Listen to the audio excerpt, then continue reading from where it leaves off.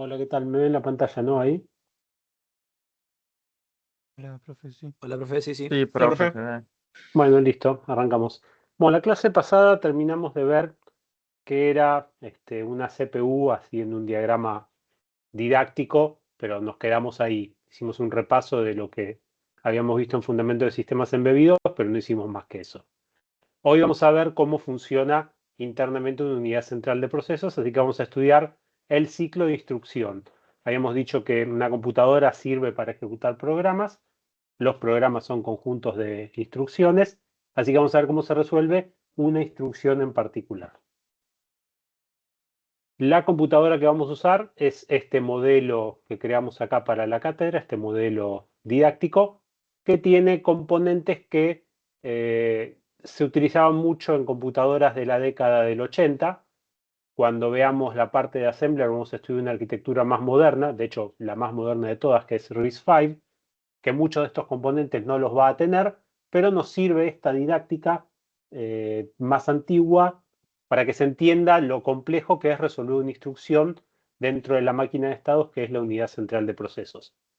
Así que vamos a suponer que tenemos una instrucción que va a generar un resultado, que se va a grabar en algún lugar de la memoria, y el resultado ese se va a producir cuando sumemos un valor que está en el acumulador A, más un valor que va a venir de una variable, y esa variable va a estar en una posición de memoria, pero no va a estar en cualquier lugar de la memoria, sino que va a estar en un lugar que se conoce como la página 0, que son las primeras direcciones de memoria que va a tener esta computadora en particular. Entonces, vamos a notar que esta CPU se encuentra conectada a la memoria. Por simplicidad no vamos a representar las interfaces de entrada-salida, nos alcanza con la memoria para esto que vamos a simular. Se va a estar conectando a través de un bus de direcciones, a través de un bus de datos. Acá en la memoria vamos a tener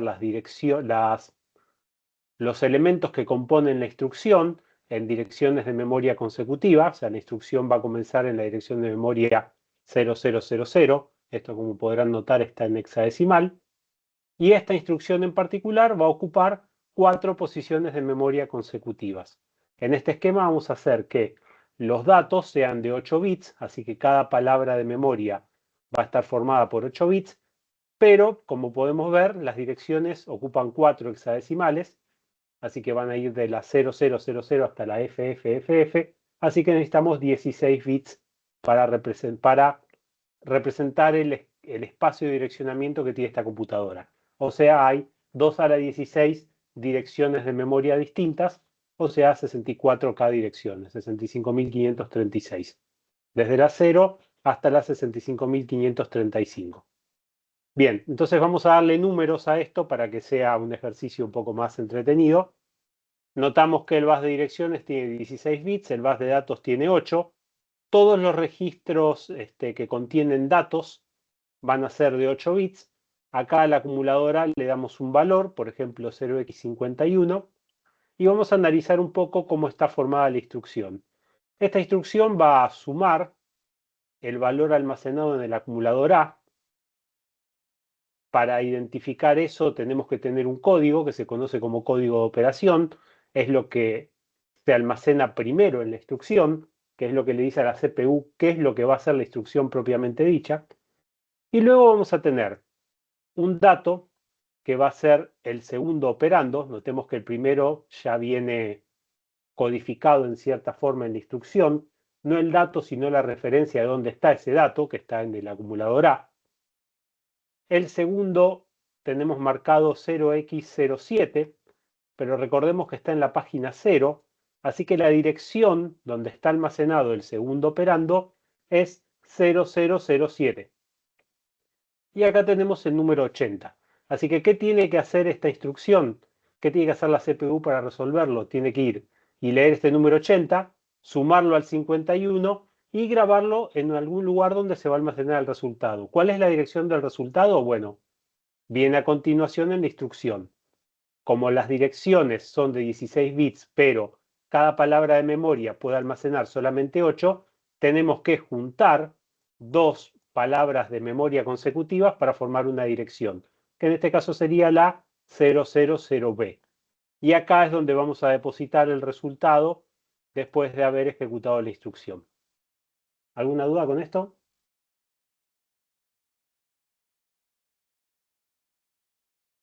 Bueno, calculo que no. Vamos a empezar a resolver esta instrucción y lo que vamos a hacer es vamos a ir ejecutando un proceso en etapas en donde la CPU va a ir a buscar todos los componentes de la instrucción y la va a ir resolviendo a medida que pasen los distintos ciclos. Así que acá tenemos que el primer paso tiene que ser ir a buscar cuál es la operación que queremos realizar. Para hacer eso necesitamos tener la dirección de dónde comienza la instrucción. Esa dirección se almacena en un registro que se llama Program Counter. El Program Counter es un registro que, si bien ahora en un par de diapositivas vamos a ver quién lo creó y por qué lo creó, ahora vamos a decir que es un registro que contiene las direcciones que son necesarias para resolver una instrucción en particular. Asumimos que esta computadora cuando se prende apunta una instrucción válida, la pusimos en la dirección 0000, así que el program counter se prendió con 0000. No todas las computadoras se prenden con ese valor, en Intel se utiliza otro valor, pero bueno, eso depende del fabricante. Después quien fabrique una computadora tiene que saber en qué dirección está la primera instrucción y asegurarse de poner ahí algo útil, como por ejemplo el BIOS de la computadora. Pero bueno, en este caso que es didáctico, tenemos ahí la dirección de dónde comienza la instrucción. Entonces, ¿cómo hacemos para acceder a ese dato? Bueno, del Program Counter se va a transferir a este registro, el Memory Address Register, que lo que va a hacer es, va a mantener el valor estable en el bus de direcciones para que la memoria pueda ser direccionada con un valor. Entonces, en este primer clock, lo que vamos a hacer es vamos a copiar el valor del program counter al MAR y eso va a quedar disponible en el bus de direcciones para que la memoria quede direccionada. Luego de eso, el paso que sigue es darle a la memoria el comando de lectura, porque vamos a tratar de leer de la memoria. Entonces, le damos el comando de lectura a través del bus de control, que se encuentra ahí dibujado en azul, y la memoria ahora se va a encargar de ir a leer la dirección apuntada por el bus de direcciones, que en este caso es la 0000, porque es lo que está en el MAR, va a tomar el valor que tiene almacenado en esa posición de memoria y lo va a transferir a través del bus de datos hacia el MBR. Ahora lo vamos a ver paso a paso. La memoria nos devuelve cuál es el valor, que en este caso es un código, pero acá lo representamos como suma con el acumulador A. Y una vez que lo tenemos en el MBR, liberamos a la memoria, ya no hace falta seguir leyendo de la memoria, porque la CPU capturó ese valor en el registro este temporario que tiene para leer valores de memoria a través del bus de datos, y se va a transmitir al registro de instrucción, que es un registro específico que se crea dentro de la computadora para almacenar cuál es la instrucción que vamos a resolver, o sea, cuál es el código de operación de la instrucción que tenemos que resolver. En este registro se va a depositar la primera parte de la instrucción siempre. A esto que acabamos de hacer lo llamamos fetch. Fetch en inglés es ir a buscar. Cuando uno le tira un palito a un perro que lo tiene que ir a buscar y traerlo, eso se llama fetch. Y a todo esto se lo llama fetch porque lo que estamos haciendo es, estamos yendo a buscar cuál es el código de operación de la memoria y lo estamos trayendo adentro de la CPU como para poder hacer algo con eso. ¿Quedó claro o alguien no entendió por qué hicimos toda esa secuencia?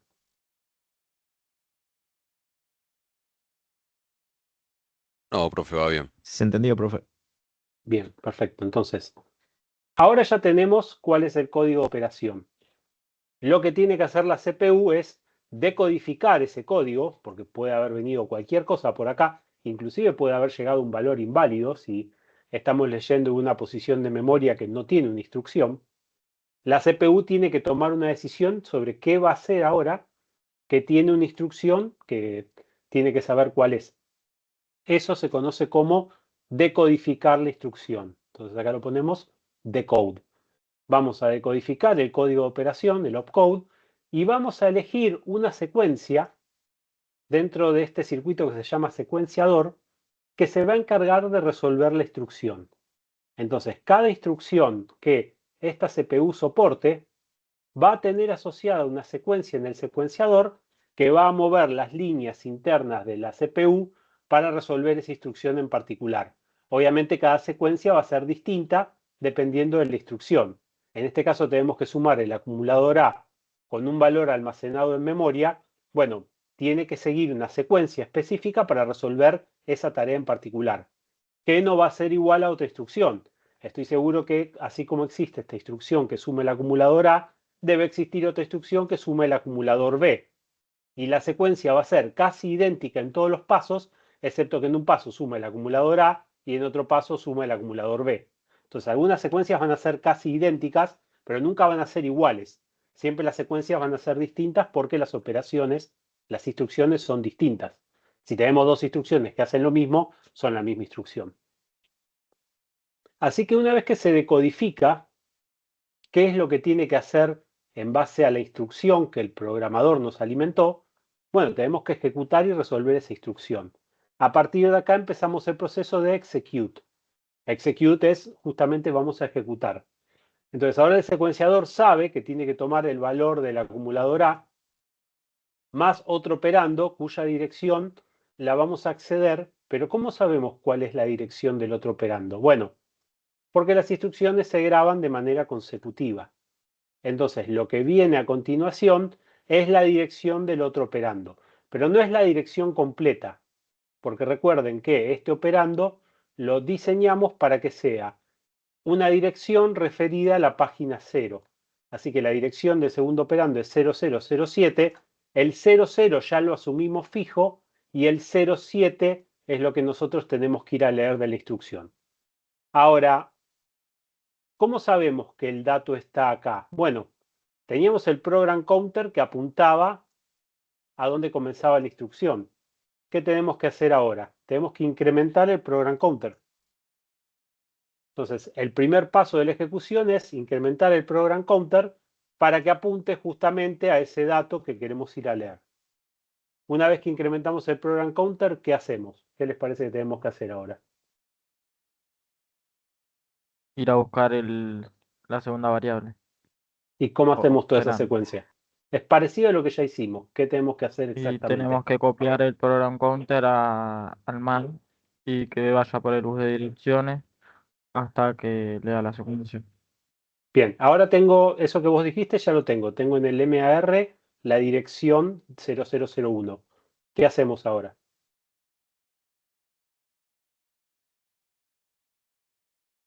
Le coloqué. Le tenés que dar el comando de lectura a la memoria. Siempre tiene que ser en dos pasos. Primero pones la dirección y después le das el comando de lectura a la memoria. ¿Por qué no podemos hacer esas dos cosas a la vez? Darle el comando de lectura a la vez que estamos poniendo la dirección en el MAR. ¿A alguien se le ocurre por qué no podemos hacer eso?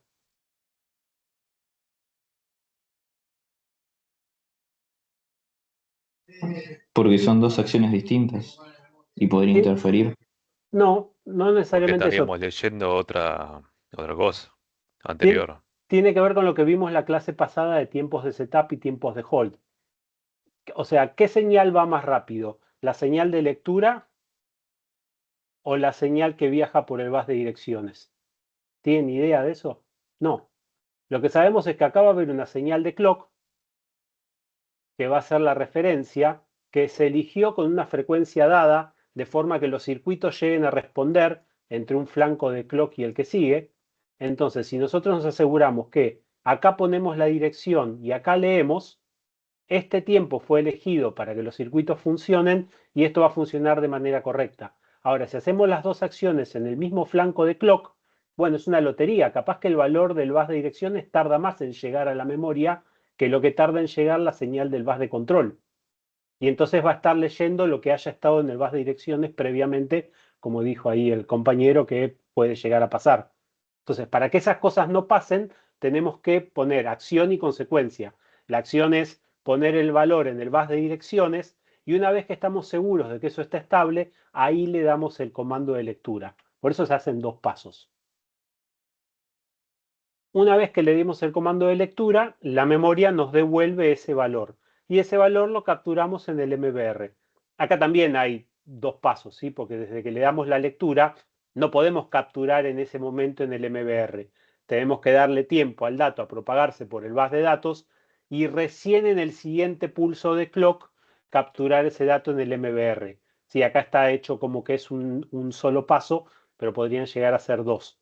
Lo que tiene que quedar claro es que para leer un valor de la memoria, primero hay que escribir bus de direcciones, después hay que darle el comando de lectura y después recién podemos capturar ese dato en el MBR, ¿sí? Son como tres instancias de tiempo distintas. Una vez que capturamos ese dato, el 0x07, eso es una dirección que nosotros tenemos que usar para direccionar a la memoria.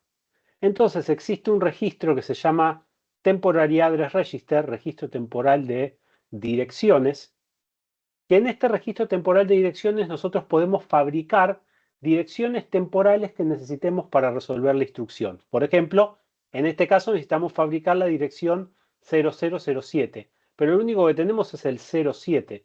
Entonces, ¿qué va a hacer el secuenciador? Va a poner fijo en 0 la parte alta del Temporary Address Register y luego va a copiar el valor del MBR por el bus interno de datos hacia la parte baja del Temporary Address Register. Es como que los va a concatenar. El 0 lo asume fijo, porque esto viene en un formato de instrucción donde se refiere a la página 0. Podríamos tener un formato de instrucción que se refiere a la página FF, por ejemplo, y entonces acá en vez de tener 0 tendríamos FF. ¿Sí? Nada, o sea, podría existir tranquilamente, aunque generalmente se utilizaba la página 0 porque ahí se ponía la memoria RAM en una computadora, entonces es donde estaban las variables. Por eso, en la mayoría de los casos van a ver que siempre es la página 0, pero podría haber sido cualquier página. Inclusive, podríamos tener acá un valor en el registro de página, cualquier valor que se carga previamente, y esto se transfiere a la parte alta y se concatena con la parte baja. Eso depende de quién haya implementado la CPU. Lo que es importante de todo esto es que ahora la dirección del segundo operando la tenemos en el Temporary Address Register. ¿Qué hacemos ahora con esa dirección?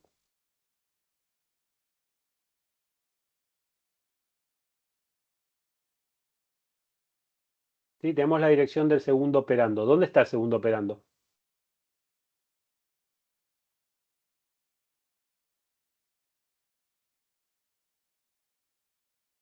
¿Está en memoria? ¿Está en la CPU?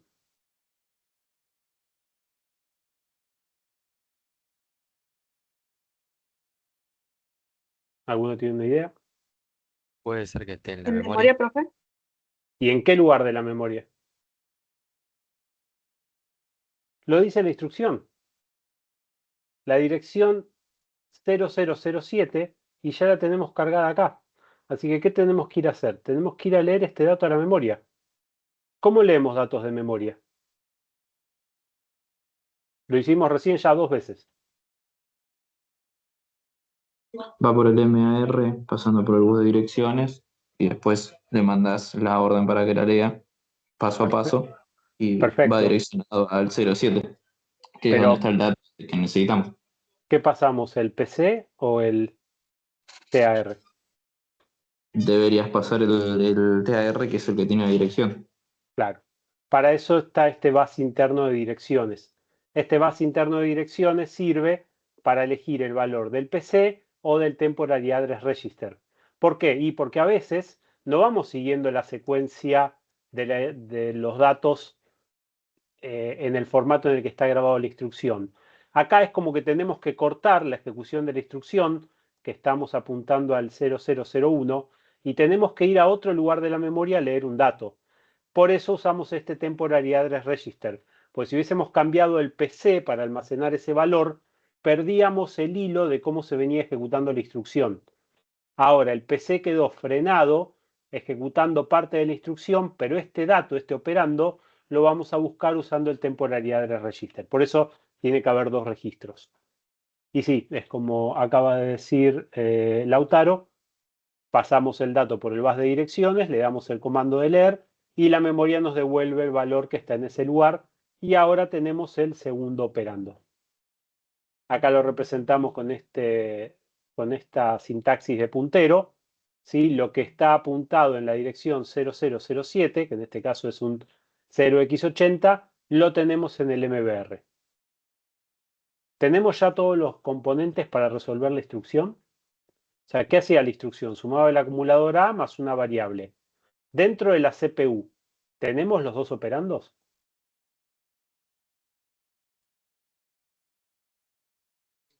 Y sí, deberías de tenerlo, porque ya el que fuiste a buscar recién es el segundo operando. Bien, ¿y el primero dónde estaba? En el acumulador A. El primero está, exactamente. Bien, entonces ahora ya podemos sumar. Llevamos a través del base interno de datos el primer operando a este registro auxiliar que va a ingresar a la ALU y el segundo valor lo llevamos del MBR a este segundo operando que está acá. Y acá nos quedan los dos operandos listos para sumarse en la ALU. Y una vez que tenemos los dos operandos listos para sumarse en la ALU, le damos a la ALU la opción de sumar. Y la ALU lo suma y el resultado de eso se graba en un registro que se llama Registro Temporal de Resultados, RTR, que almacena un resultado temporal que se generó en la ALU. Obviamente sumar 51 más 80 en hexadecimal nos da D1. Pero pasó otra cosa más acá. Acá tenemos 4 flags, uno que identifica si el resultado fue 0, otro que identifica si el resultado de overflow, otro que identifica si se produjo carry y uno que es una n. ¿Qué representa esa n? Si es negativo. ¿Y cómo sabe la CPU que es un número negativo?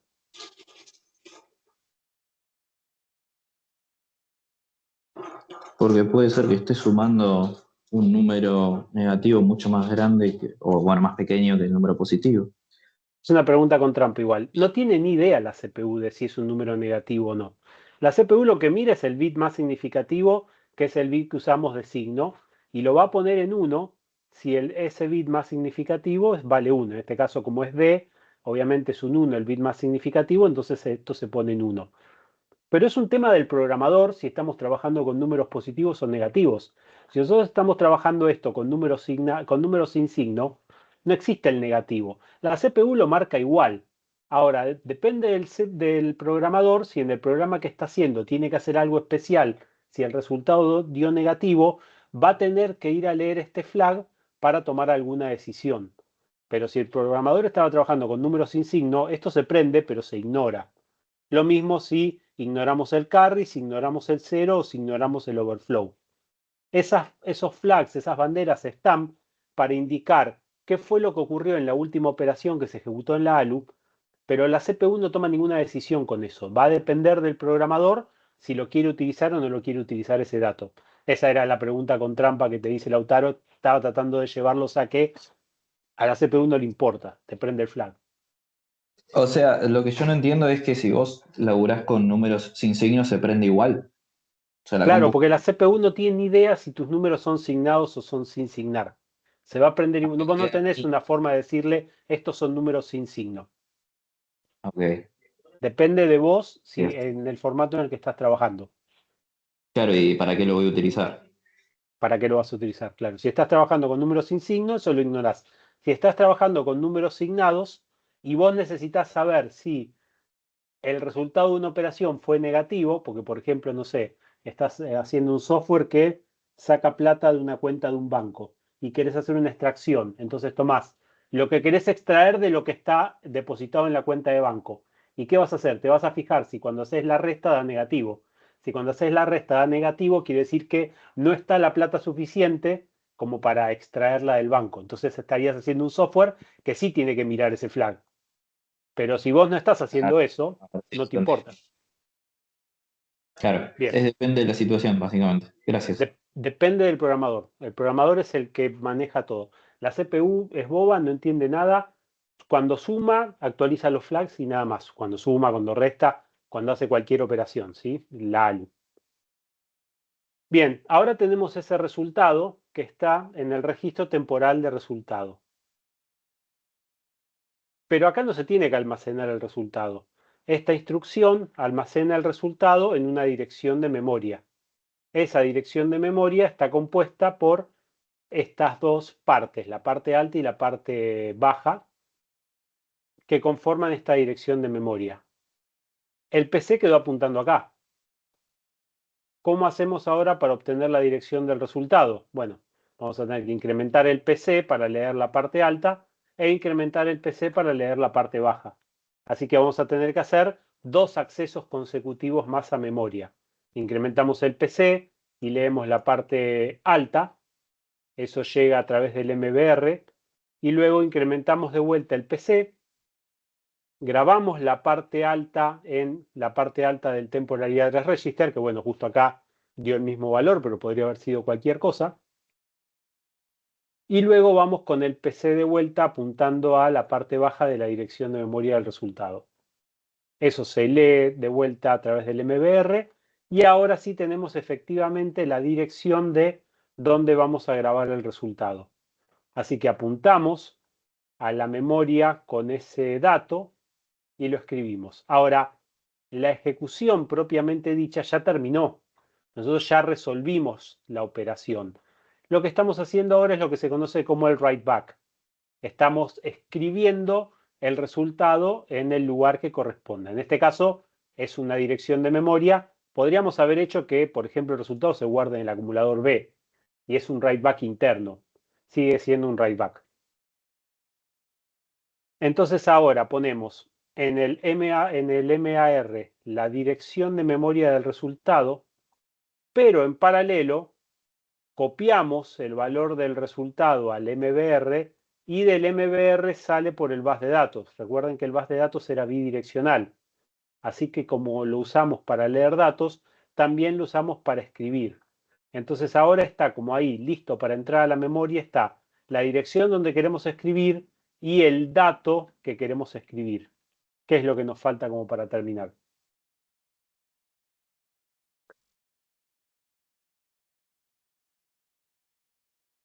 Nos falta una cosa más. Mandar la orden de write, de escribir el dato en esa unidad. Claro, hay que mandarle la memoria que ahora escribí. Primero teníamos que tener la dirección y aparte el dato en este caso, pues no estábamos leyendo, estábamos escribiendo. Y ahí le mandamos el comando de escribir. Y una vez que la memoria escribe, sacamos el comando de escribir y se acabó esta instrucción. ¿Qué es lo que pasa cuando se acaba la instrucción? Se incrementa el program counter, ya que asumimos que las instrucciones se graban una a continuación de la otra, y queda lista la unidad central de procesos para resolver la instrucción que siga. Entonces, en la última etapa del write back, se va a incrementar el program counter para dejarlo listo para la siguiente instrucción. Y así resuelven las computadoras las instrucciones, o al menos así lo hacían en las arquitecturas von Neumann de la década del 80. Hoy vamos a ver que hay varias formas de resolver esto. Esta llevó un montón de pasos. Fíjense que tuvimos que hacer un montón de etapas para resolver una instrucción. De hecho, podemos sacar la cuenta. Estamos en 42 y arrancamos en la diapositiva 11. Así que vamos a decir que fueron, no sé, 30 pasos, más o menos. Cada uno de esos pasos fue un clock que tuvimos que esperar. Entonces, si ustedes tienen una computadora que ejecuta a, no sé, 3 GHz, pero necesita hacer 30 de estos clocks para resolver una instrucción. Obviamente no puede resolver 3.000 millones de instrucciones por segundo, porque cada instrucción no tarda un segundo, cada instrucción tarda de este tipo 30 pulsos de reloj. Entonces, en realidad va a resolver, bueno, 3 gigas sobre 30 instrucciones por segundo si todas las instrucciones que ejecuta son de este tipo. Obviamente hay algunas arquitecturas que resuelven en menos pulsos de clock y otras que resuelven en más pulsos de clock. Por eso no es un buen parámetro de qué tan eficiente es una computadora mirar solamente los gigahertz que ejecuta, porque pasó en la década en la década pasada, pasó que las arquitecturas ARM, las arquitecturas AMD tenían un clock menor, pero resolvían las instrucciones en menos pulsos de clock. Entonces se vendía la frecuencia comparable con Intel. Entonces uno compraba un procesador AMD que decía AMD 2600, pensando que era de 2.6 GHz, pero en realidad el clock al que operaba era 1.3. Y eso era porque cada instrucción se resolvía en la mitad del tiempo que lo resolvía Intel porque eran más eficientes. Entonces, por eso el parámetro de los gigahertz y los megahertz es un poco mentiroso. Igual tenemos toda una clase donde vamos a ver eficiencia y vamos a estudiar eso, pero lo comento para que vean que no se resuelve fácil una instrucción. Lleva un montón de pulsos de clock como para resolverlo. ¿Alguna duda hasta acá? No, bro. Ninguna, profe. No. Bien. Así que las instrucciones se van a resolver en etapas. Siempre vamos a tener la búsqueda del fetch, la decodificación. Luego vamos a ejecutar y acceder a la memoria para ir a buscar los operandos que nos faltan, si es que están en memoria. Y por último vamos a tener el write back, que es donde vamos a grabar el resultado. Todo el resto de la clase vamos a estar viendo las distintas formas que hay de hacer esto. Lo que tenemos que recordar es que una CPU es una máquina de estados. Y vamos a ver ahora dos máquinas de estado, una que vamos a llamarla programable por microcódigo y la otra que sigue una secuencia fija, que es la cableada, que resuelven instrucciones de maneras distintas. ¿Cómo se accede a memoria para leer las instrucciones y los datos? Hay dos formas. Una que es von Neumann y otra que es Harvard. Luego, ¿cómo se puede acceder a los datos? O sea, ¿cómo hacemos las referencias a los operandos? Están en el acumulador, están en una dirección, tenemos parte de una dirección. A esos distintos modos de acceder a los operandos los conocemos como modos de direccionamiento. Luego, las bases que se van a utilizar para conectar la CPU con la memoria o las interfaces de entrada-salida han aparecido a lo largo de la historia arquitecturas de 3 bases y arquitecturas de 4 bases, en particular las arquitecturas Intel son de 4 bases. Y la CPU va a resolver instrucciones y esas instrucciones pueden ser simples o complejas. Si el set, el conjunto de instrucciones es complejo, se lo conoce como CISC, y si el conjunto de instrucciones es reducido, se lo conoce como RISC. Así que todo esto lo vamos a ver ahora en diversas diapositivas y es todo lo concerniente a cómo una CPU resuelve las instrucciones. ¿Cómo diseñamos una CPU? Bueno, dijimos que íbamos a ver dos máquinas de estado, que son las clásicas que se utilizan para el diseño de CPU. Una es la microprogramada, que es parecido a lo que acabamos de ver, y luego vamos a ver una un poco más moderna, que es la cableada. En la CPU microprogramada, la unidad de control va a decodificar la instrucción y va a ejecutar la secuencia de control sobre los distintos componentes de la CPU. O sea, del secuenciador que está dentro de la unidad de control, van a salir un montón de cables y esos cables van a controlar el MAR, el TAR, el Program Counter, el RTR, la ALU, ¿sí? Todos los elementos que forman parte de la CPU van a estar conectados por uno o más cables al secuenciador. Y el secuenciador va a seguir, según instrucción, una secuencia fija que va haciendo que las cosas se vayan resolviendo dentro de la CPU.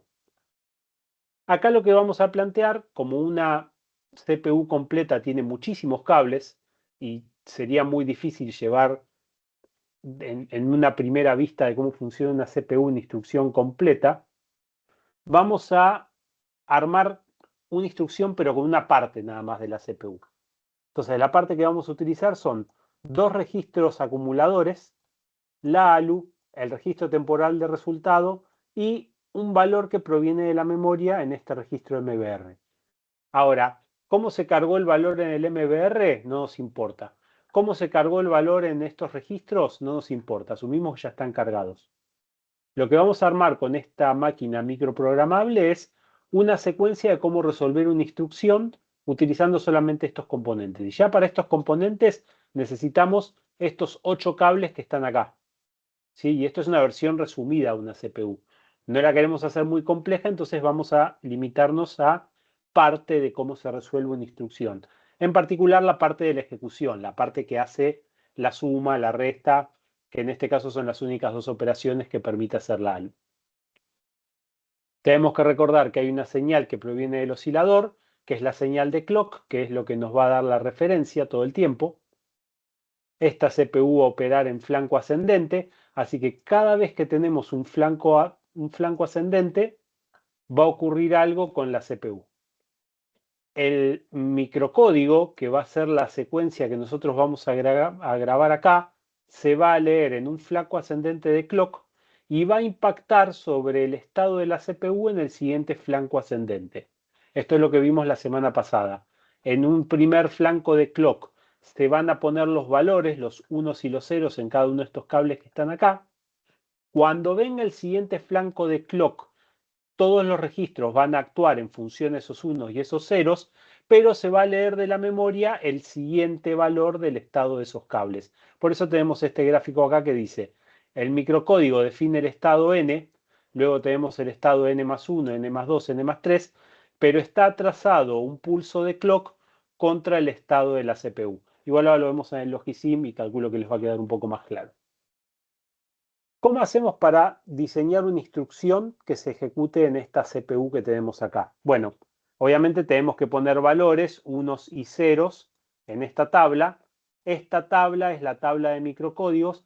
Cada uno de estos renglones va a definir un estado. Entonces acá tenemos el estado 0, el estado 1, el estado 2, que se van a ir ejecutando secuencialmente en el tiempo.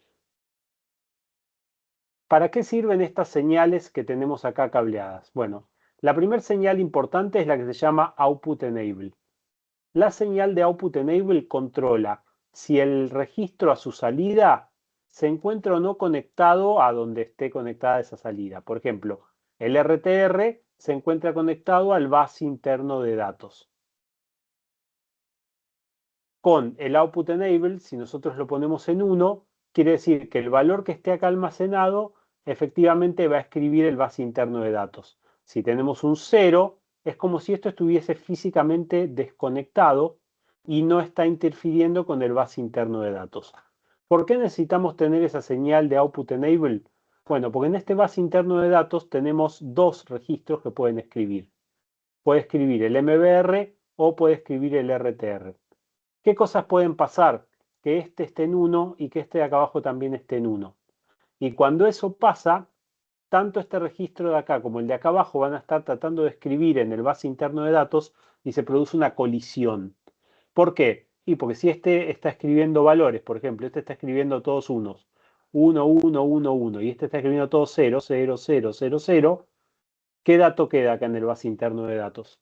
Si se están tratando de escribir cosas distintas en cada uno de los bits.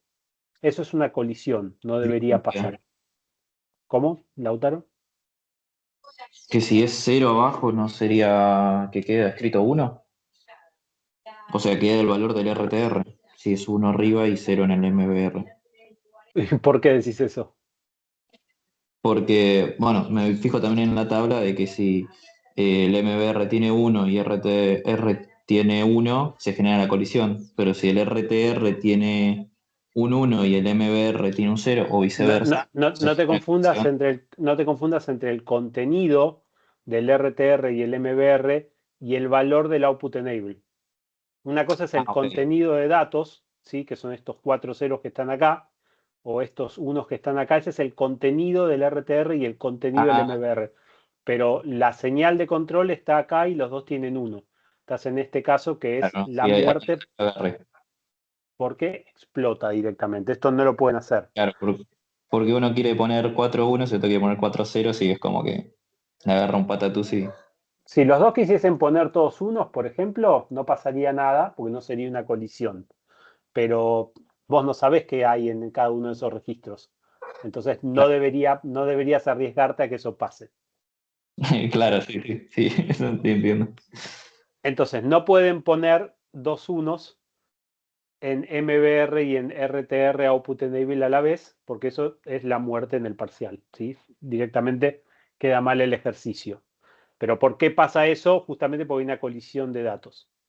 Ahora, dependiendo de los valores del Output Enable en el MBR y el RTR, vamos a definir que en el bus interno de datos el dato puede provenir del MBR o del RTR, dependiendo de cuál está prendido. Ahora, si no hay ninguno prendido, ¿qué valor va a tomar esta entrada del operando A en la ALU? Bueno, esto tiene un circuito que fuerza un 0, ¿sí? Un 0 lógico. Entonces acá entraría un 0 si todos los RTRs, que con todos los output enables que controlan el bus interno de datos, están apagados. Algo parecido nos pasa cuando tenemos que insertar un valor en el operando B de la ALU. Perdón. El operando B de la ALU se puede alimentar del registro 0 con su output enable o del registro 1 con su output enable. Obviamente no pueden estar los dos a la vez en 1, porque si los dos están a la vez en 1, acá se produce una colisión ingresando al operando B, porque tanto el registro 0 como el registro 1 pueden estar forzando valores distintos y acá se produce una colisión. Entonces, para que eso no pase, nunca pueden estar en 1 los output enable de R0 y de R1. Luego, con los valores en 0 y en 1 en XOR, o elegimos el R1 o elegimos el R0. Y en el caso de que no hayamos prendido ninguno de los output enables, automáticamente pone un valor en 1, fijo ahí, que vamos a ver que nos va a ser muy útil para hacer ciertas operaciones, ¿sí? Está diseñada inteligentemente esta CPU microprogramada. Así que esas son las señales que nosotros tenemos que controlar para elegir cuáles son los operandos que ingresan a la ALU, tanto el operando A como el operando B. Ahora, ¿qué operaciones soporta la ALU? Bueno, soporta dos operaciones, A más B y A menos B, nada más que eso. Para elegir entre dos cosas utilizamos un único bit, así que este bit de ALU op va a seleccionar en la ALU si hacemos la suma o si hacemos la resta. ¿Sí? Si dejamos en 0 hace la suma, si ponemos un 1 hace la resta. Y luego nos quedan dos señales más de control, que son el output enable del RTR ya lo vimos, pero tenemos las señales de write enable, que son las que indican cuando el dato que está ingresando en un registro es efectivamente capturado dentro del registro. Y vamos a tener el write enable para el RTR, y vamos a tener el write enable para R0 y para R1. Y esas son las 8 señales que nosotros tenemos que definir para controlar cómo funciona esta CPU. Así que vamos a hacer un ejemplo de una instrucción, porque visto así en el aire es medianamente complejo. Acá tenemos el modelo en Logisim, que ahora lo paso a explicar, pero veámoslo primero en la parte didáctica y después lo hacemos en el simulador. Entonces vamos a definir cuál es el microcódigo para resolver esta instrucción. La instrucción toma lo que está en MBR, le resta lo que está en R0, no sabemos lo que hay, no nos importa, y el resultado de esa resta se almacena en R1. Entonces, ¿qué secuencia tendríamos que hacer para que esto ocurra? Bueno, el primer operando, ¿quién tiene que ser? El MBR. Así que eso tiene que ir a parar a A. ¿Cómo hacemos para que el MBR viaje por el bus interno de datos y llegue a A? Nos fijamos acá, para el A queremos tener MBR, tenemos que tener un 1 en MBR Output Enable, así que en MBR Output Enable ponemos un 1 y un 0 en RTR Output Enable, así que en RTR Output Enable ponemos un 0. Perdón, ¿se entiende por qué hicimos eso? Sí, profe. Para que no Sí, sí. colisionen los datos. Para que no colisionen los datos y para que quede el MBR conectado. Bien, ya tenemos el primer operando y el segundo operando, R0. ¿Qué tenemos que hacer para tener R0 en el segundo operando? Tenés que poner un 1 en output enable de R0 y un R0 output enable 0 1. y un 0 en el output enable de R1 Bien, para que se perfecto. guarde.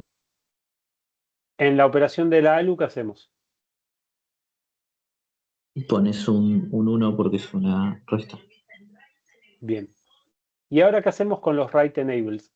¿Qué registros van a cambiar cuando hagamos esto? O sea, el resultado de la ALU, ¿a dónde va a ir a parar? Idealmente tendría que ir a parar a R1, pero ¿hay una forma de que esté conectado directamente a R1? No.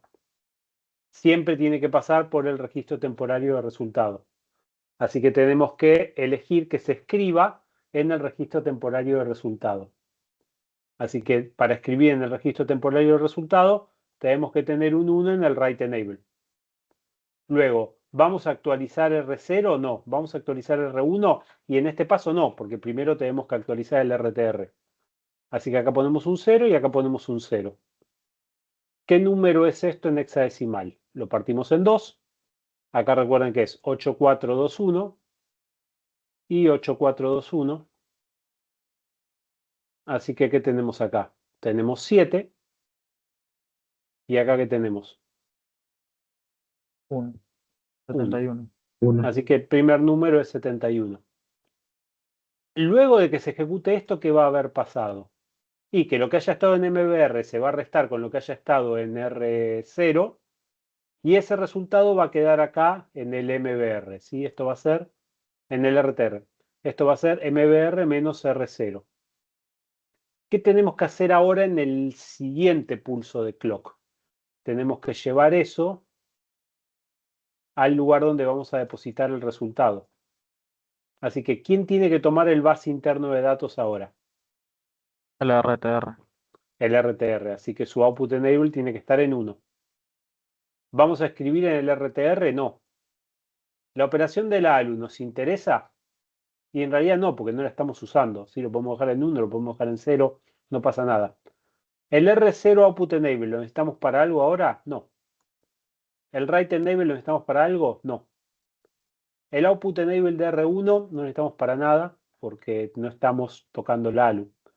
Sí tenemos que poner en 1 el write enable, y este tiene que estar en 0, ya que si este no está en 0, hay colisión de datos con el 1 del RTR. Así que, ¿qué número tenemos acá? 82. 82. Bien, y ahí se terminó la instrucción, 71 y 82. ¿Sí? Si no me equivoqué en nada, 71 y 82. Y esos dos pasos resuelven la instrucción. Así que vamos a probarlo. Este modelo de Logisim, este archivo de Logisim, lo tienen en miel. Cuando lo bajan se van a encontrar con el modelo de CPU microprogramada o el modelo cableado, que es el que vamos a ver a continuación. Así que hagamos esta prueba en el modelo de CPU microprogramada. Sí, así que nos había dado 71 y 82. Lo voy a poner acá en cualquier lugar, por ejemplo acá en el medio. 71 y 82. Y acá lo que tenemos son los distintos registros. R0, R1, el MBR. Acá tenemos el RTR, que está conectado a la ALU. Fíjense que ALU-OP va a seleccionar entre un sumador y un restador. Acá tenemos el operando A y el operando B. El operando A y el operando B se escribe el operando A desde la salida del RTR o la salida del MBR. Tenemos las señales de output enable. Ese triangulito que está ahí lo que hace es define si deja pasar los datos o no.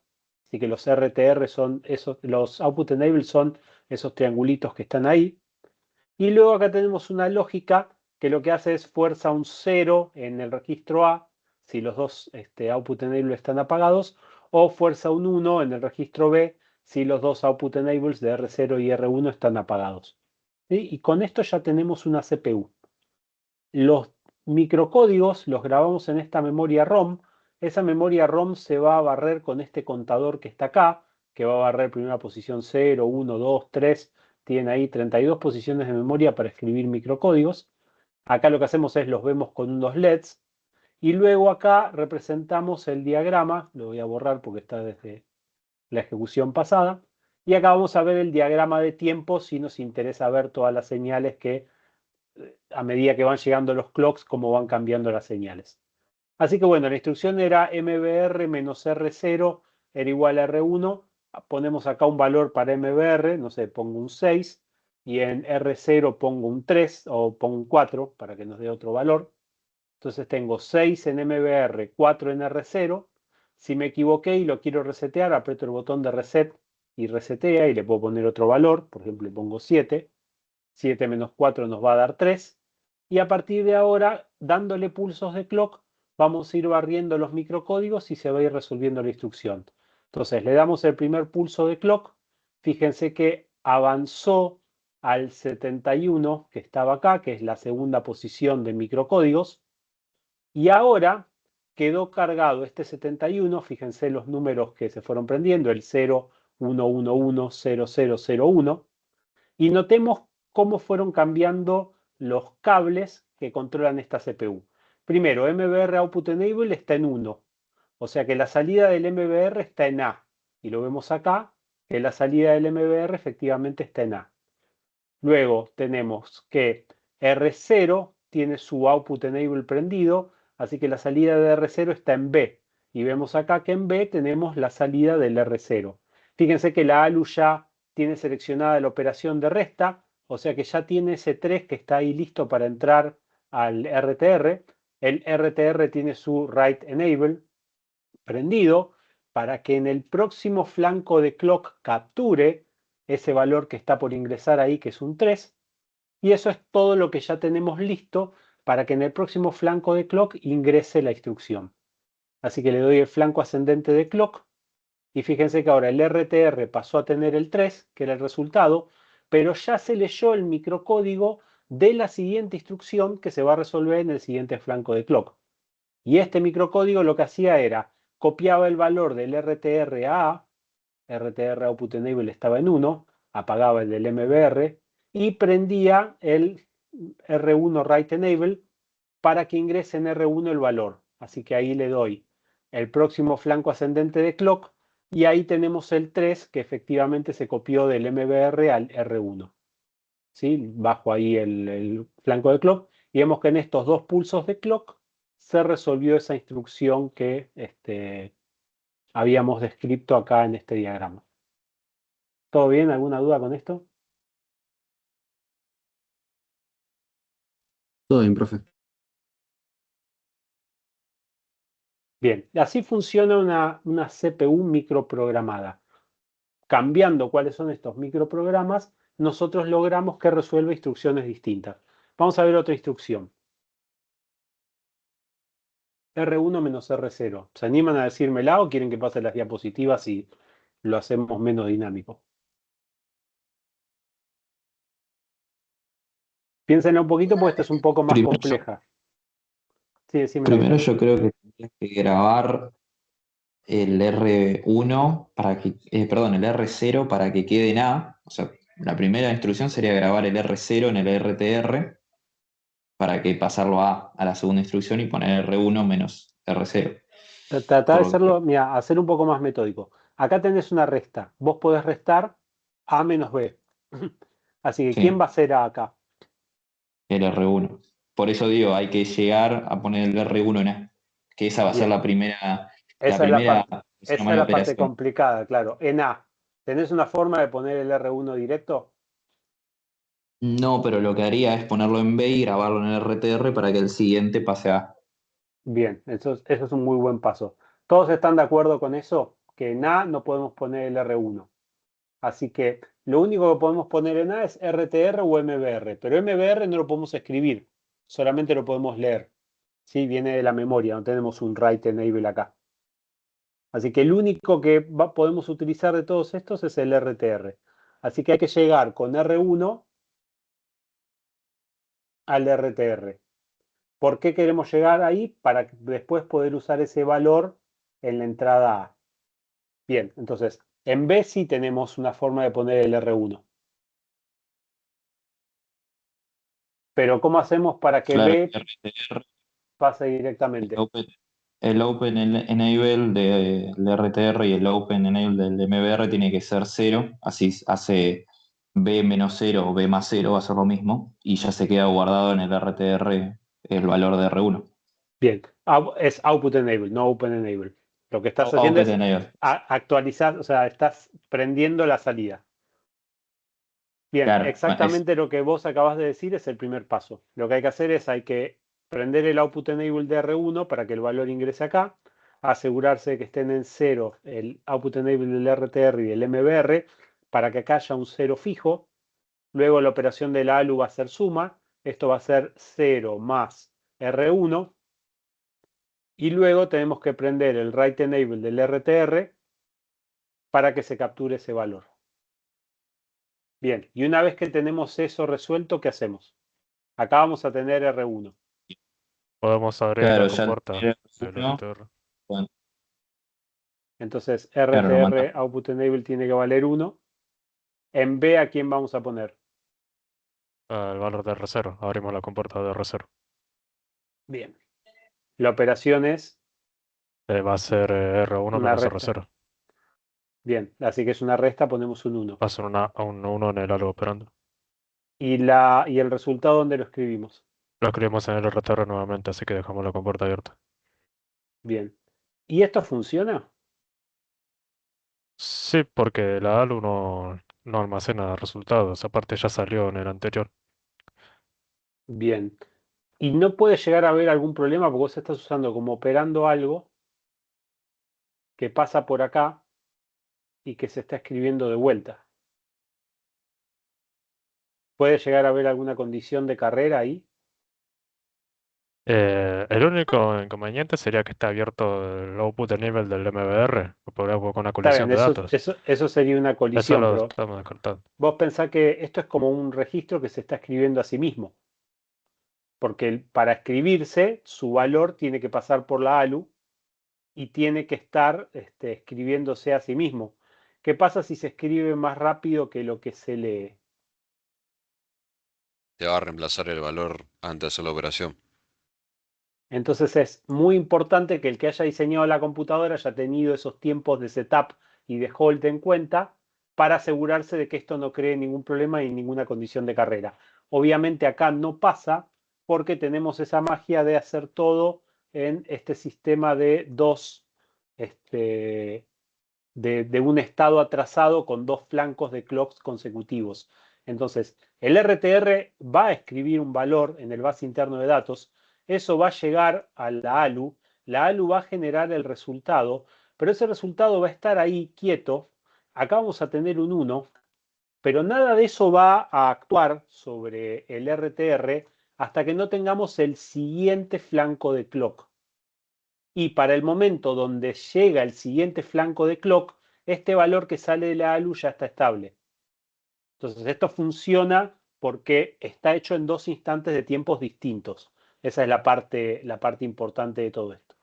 Así que ahí tenemos F0 que nos prende todo esto y hace la segunda parte, que es hacer que en RTR tengamos R1 menos R0. Y ahora, ¿qué nos queda?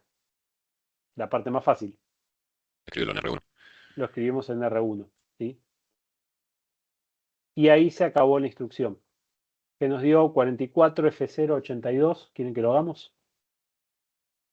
Podemos resetear acá, 44 F082.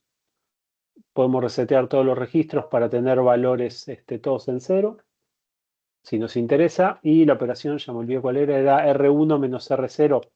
Vamos a poner un número chiquito en R1, por ejemplo un 1, y le vamos a restar un 2, así nos da menos 1 el resultado.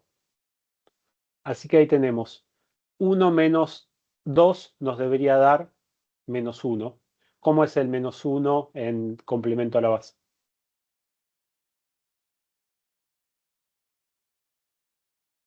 Si están dudando sobre la pregunta que yo acabo de hacer, repasen los videos del sistema de numeración porque es importante, Uno. ¿sí? Son todos unos. Es Y si ustedes piensan que es un 1 el bit de signo, todos ceros y un 1 el menos significativo, eso es módulo y signo y nos cansamos de explicar que no funciona ninguna computadora con módulo y signo. De hecho, nos gustaría que dejen de explicarlo en sistemas de numeración porque es una forma fácil de entender para qué sirve el bit de signo, pero que no permite hacer ninguna operación algebraica. Entonces, ninguna computadora trabaja en módulo y signo, salvo para la parte de punto flotante, pero eso se maneja de otra manera, entonces con una unidad aparte, pero en números enteros no existe el módulo y signo, siempre se trabaja en complemento a la base. Así que bueno, ejecutamos el primer clock y lo que hicimos es, vamos a pasar ahora a R1 el valor que tenía, al RTR, el valor que tenía el R1. Y fíjense que ya eso tomó el valor A ahora se está restando con el valor de R0 y ya tenemos el F, que es el resultado, es el menos 1, listo como para entrar al RTR. Entonces, cuando le damos el próximo flanco ascendente de clock, entra el F y ahora vamos a llevar eso al registro de resultado, que creo que era el R1 o el R0, ya no me acuerdo. Pero en el siguiente flanco de clock, en R1 tenemos el menos 1 almacenado. Así que ahí funcionó la instrucción con esos tres pasos que están ahí. Y de esta manera podemos hacer cualquier instrucción. Vienen, la prueban acá en el simulador y se fijan que los valores sean consistentes. ¿Dudas con esto? Por mi No, parte no. perfecto. Bueno, acá les dejo una instrucción un poco más compleja, 2 por R1 menos R0, ¿sí? Es un poquito más difícil, tiene un poco más de pasos, y acá tienen una que es R0 más, utilizando la notación de C, esto obviamente es hacer R0 es igual a R0 más 1, y así como está R0 más, también está R0 menos, esto es igual a hacer R0 es igual a R0 menos 1. ¿Sí? Y ahí las tienen de ejemplo para probarlas en el simulador. En la guía de TPS tienen un montón de estas para hacer. Algunas bastante complejas, así que utilicen el simulador para verificar los resultados y si no, cualquier cosa nos preguntan. Si nos van a preguntar en el foro, traten de subir, si lo tienen, si tienen los códigos, traten de subir el archivo de Logisim con todo ya cargado, o aunque sea pongan una foto en el momento donde deja de andar, así tratamos de ayudarlos y que sea un poco más dinámico. ¿Cuál es la magia de esta cuestión de la computadora microprogramada? Es que el secuenciador tiene un montón de estas secuencias ya grabadas. Por ejemplo, tiene toda una secuencia de unos y ceros para ir a hacer el fetch. Acá, como solamente nos limitamos al control de la ALU y los acumuladores, no vimos toda la parte del fetch. Pero fíjense que es poner unos y ceros en algunos cables que van a ir a la memoria a escribir el write, que van a ir al MAR, que van a ir al program counter. ¿Sí? No lo hicimos más complejo para que se entienda, pero si tuviésemos todo el conjunto de cables, podríamos hacer una instrucción completa. Va a haber otra secuencia que va a resolver el decode y luego hay distintas secuencias. Por ejemplo, la que resuelve R0 es igual a R0 más MBR o R1 es igual a R0 más R1. Son un conjunto de unos y ceros que ustedes pueden ir cargando y esta tabla es la tabla de los microprogramas, que es lo que está grabado adentro del secuenciador. Es una memoria que en sus orígenes era una memoria ROM.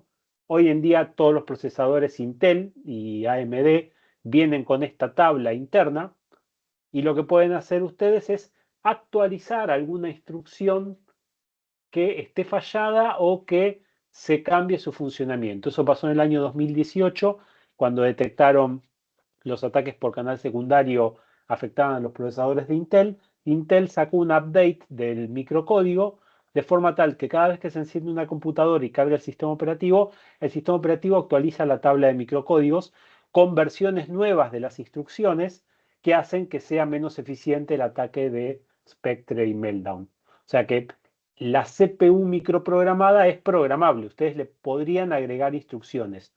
No lo pueden hacer porque Intel es una empresa que sus núcleos son propietarios de ellos, son cerrados, ustedes no tienen ni idea cómo actualizar esta tabla.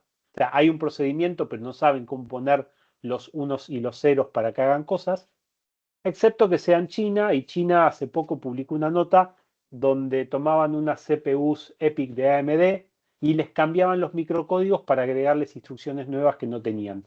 Entonces ejecutaban en los servidores de Alibaba ciertos programas en otras nubes esos programas no andaban porque tenían instrucciones específicas que habían hecho los chinos para que funcionaran en esas CPUs actualizando la tabla de microcódigos. Esto para que vean que lo que enseñamos no es totalmente didáctico, pasa en la vida real. ¿Queda claro esto? Por eso ponemos la cajita de música. Esta es como una cajita de música que va aprendiendo los unos y los ceros y la música que toca es la instrucción. Profe, una pregunta. ¿Nosotros podríamos poner microinstrucciones y ponerle como, no sé, un nombre, como es de Code of Fetch, para que ya directamente haga esa instrucción? En realidad vas a tener un programa que tiene que convertir, no sé, un código alto nivel a assembler. Vos agregarías una instrucción en assembler, que lo vamos a ver ahora dentro de un par de clases. Y si vos escribís a la larga termina siendo un código en hexadecimal y podrías agregarle tu instrucción. Tenés que conocer el funcionamiento interno de la CPU para hacer eso. Hay CPUs que son abiertas, donde podés hacer eso, pero la gran mayoría no son abiertas y no te dejan modificarlas. Pensá que es un Claro. problema de seguridad. Tenés esto en un auto y alguien le actualiza el microcódigo para que no le dé bola al pedal del freno. Y te armas un lindo quilombito. Bueno, sí, entonces, así funciona. Si vos querés diseñar una CPU, la ventaja que tiene esto es que te permite a vos, de una manera muy sencilla, agregar instrucciones, porque nosotros acabamos de hacer un par. Por ejemplo, hicimos R0 más, o vimos cómo hacer R0 más. Pero también podríamos hacer R0 más 4, porque se nos ocurre que esa instrucción es útil. ¿Y qué tendríamos que tener? Y acá una parte de esta tabla con unos y ceros que resuelvan esa instrucción. De hecho, las ventajas que tenían estas arquitecturas microprogramadas, allá por la década del 60 y del 70, perdón, es que los fabricantes de computadoras de esa época, por ejemplo, IBM, VAX, NCR, Mercury, todos los que fabricaban esas computadoras enormes que ocupaban una habitación, ellos podían agregar instrucciones a estas tablas. Entonces conseguían un cliente como decir, no sé, la Universidad Nacional de La Matanza, y se daba cuenta que la Universidad Nacional de La Matanza tenía que calcular el promedio de la nota de los estudiantes un montón de veces. Entonces tenía en posiciones de memoria consecutivas la nota del primer parcial y la nota del segundo parcial de cada estudiante, ¿sí? Y así tenía en memoria grabado un vector con las notas. Y lo que tenía que hacer era calcular el promedio de esto, o sea, tomar estos dos, sumarlos y después tenía que dividir por 2. Entonces le creaba a la Universidad Nacional de La Matanza, el fabricante, por ejemplo IBM, una instrucción que se llame, no sé, PROM, en Assembler, que tome dos posiciones de memoria consecutivas, calcule el promedio y lo guarde, no sé, en otro vector con el promedio. Entonces, como esto se resolvía en hardware, era mucho más rápido que hacerlo por software. Por software, ¿qué teníamos que hacer? Y teníamos que leer la nota del primer parcial y llevarlo a un acumulador. La del segundo parcial, llevarlo a otro acumulador. Sumarlo y eso grabarlo en otro acumulador. Después hacer una división por 2 y grabarlo en otro acumulador. Y después llevarlo a la memoria. O sea, nos llevaba como mínimo 4 instrucciones. Y venía IBM y nos decía, che, comprá esta máquina y yo te hago una instrucción específica para que vos calcules el promedio. Y como se resuelve en hardware, en la menor cantidad de pulsos de clock físicamente posible para resolver esto, vos vas a calcular los promedios mucho más rápido. En la Universidad de La Matanza, quizás eso no es tan importante, porque se calculan los promedios, no sé, una vez cada fin de cuatrimestre, pero en un banco que por ahí tiene que calcular promedios o operaciones complejas todos los días para sacar el estado bancario de cada una de las cuentas, eso era muy importante. Entonces, les vendían instrucciones específicas a los bancos para que su operatoria bancaria con esas computadoras sea mucho más eficiente. Y es el principal argumento a favor de usar arquitecturas microprogramadas. Es muy fácil agregar una instrucción a medida. Ahora, ¿cuál es el problema que tienen estas instrucciones a medida? Que generalmente tenían que escribir un programa en Assembler que las utilizara. No hay una instrucción en C que se traduzca directamente a esta instrucción de promedio. El compilador de C, si nosotros calculamos que haga un promedio, va a usar un montón de instrucciones en Assembler porque el que escribe el compilador de C no sabe que esta computadora en particular tiene una instrucción hecha a medida. Va a utilizar un conjunto de instrucciones que sea común en un grupo muy grande de computadoras distintas. Entonces, el problema que tenía esto era que había que hacer software específico que utilizara estas instrucciones. Y eso hacía que sea más complejo desarrollar los programas, al punto tal que era mucho más negocio, aunque sea un poco más lento, utilizar un compilador y escribir todo en lenguaje de alto nivel. Teniendo eso en cuenta, en la década del 80 hubo un grupo de estudiantes y de docentes de posgrado, creo que fue en Stanford, donde dijeron, che, esto de las microinstrucciones está muy bueno, de los microprogramas y los microcódigos está muy bueno, pero resulta que ningún compilador lo usa. En realidad las computadoras tendrían que ser eficientes para ejecutar el código que proviene, que se genera de compiladores, que se genera de pasar de un lenguaje de alto nivel a Assembler. Tenemos que hacer que eso sea eficiente, no crear instrucciones específicas a medida para un cliente en particular. Y entonces cambió la filosofía con la que se diseñaban CPUs y se creó una filosofía nueva que nosotros la vamos a ver como la CPU cableada. En la CPU cableada lo que se busca es que los datos fluyan en la CPU en un único sentido, ahora vamos a ver por qué, y esto va a ser muy beneficioso para después implementar pipelining, que lo vamos a ver dentro de un par de clases, que nos permite resolver instrucciones en paralelo de una manera mucho más eficiente que como se resuelven actualmente, que como se resuelven en la arquitectura von Neumann que acabamos de ver en el ejemplo este de arquitectura microprogramada. Entonces ahora vamos a ver la arquitectura cableada. Me parece que es un buen momento para frenar y hacer una pausa y después vemos la cableada, ¿sí? Son 15 y 10. Volvemos, no mucho, ¿sí? Así no se hace largo. Volvemos en 8 minutos, ¿les parece? Volvemos 15, 19, ¿A qué hora termina la clase? A las 5. cuando terminemos con las diapositivas. Dale. Bien, 15 y 19 volvemos, paramos un ratito. Dale, profe. Dale, profe. Dale.